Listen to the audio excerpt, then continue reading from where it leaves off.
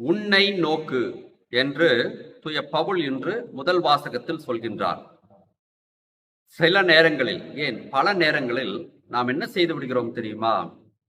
பிறரை பற்றியே சிந்தித்துக் கொண்டு நம்மிடம் இருக்கக்கூடிய பல நல்ல பழக்க வழக்கங்களையும் கண்காணிக்க தவறிவிடுகின்றோம்.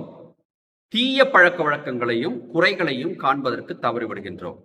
ஏனென்று கேட்டால், மற்றவர்களையே நோக்கி பார்க்கின்றமே ஒழிய நம்மை நாமே நோக்கி பார்ப்பது இல்லை. எனக்கு அறிவியல் பாடம் எடுத்த ஒரு ஆசிரியை, நான் 9ஆம் வகுப்பு படிக்கும் பொழுது, உன்னை நீயே திரும்பிப்பார், இது சாக்ரட்டிஸின் கருத்துத்தான், திரும்பி பார்த்து ஒரு கேள்விக்குறியிடு, நீ எப்படி இருக்கிறாய் என்பதை நீயே தெரிந்து கொள், அப்பொழுதுதான் உன்னிடம் இருக்கக்கூடிய நல்லதும் தீயதும் உனக்கு தெரியும் என்று சொல்லி தந்தார்.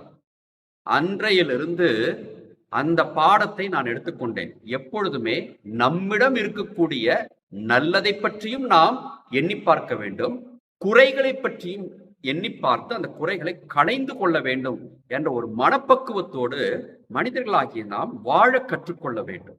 இதைத்தான் தூய பவுலும் இன்று நமக்கு எடுத்து கூறுகின்றார். சில பேர் இன்னும் ஒரு படி மேலே போய் மற்றவர்களை பற்றி பார்த்து அவர்களிடம் இருக்கக்கூடிய குறைகளை கண்டு அந்த குறைகளை பற்றி இழிவாக பேசக்கூடிய 2ஆம் படிக்கு சென்று விடுகின்றார்கள். அப்படி சென்றால் கடவுளுக்கு கடும் கோபம் வந்துவிடும் என்பதை நாம் உணர்ந்து பார்க்க வேண்டும். நல்ல ஒரு உதாரணம், பாலியல் தொழிலில் ஈடுபட்ட ஒரு பெண் கையுமையுமாக பிடிபட்டு கொண்டு வந்த பொழுது ஆண்டவர் இயேசு கிறிஸ்து என்ன சொன்னார்? உங்களிடம் குற்றமில்லாதவன் அந்த பெண் மேல் முதல் கல்லை எறியட்டும் என்று சொல்லி, நீங்கள் முதலில் உங்களை நோக்குங்கள் என்று சொன்னார். அதே போல்தான் 2 பேர் ஜெபிக்க சென்ற பொழுது, பரிசேயனும் வரித்தண்டோடு ஜெபிக்க சென்ற பொழுது, அந்த பரிசேயன் அவனை பற்றி சுட்டிக்காட்டி விட்டு தன்னை பற்றி மறந்து விட்டான், அவனை இழிவாக எண்ணினான். ஆகவே கடவுள் என்ன சொன்னார்? கடவுளுக்கு ஏற்புடையவனாக வீடு திரும்பியவன் பரிசேயன் அல்ல என்று சொன்னார். அன்பார்ந்தவர்களே, ஒரு காலம் நாம் அடுத்தவரை பார்த்துவிட்டு நம்மை நோக்க மறந்துவிடக் கூடாது.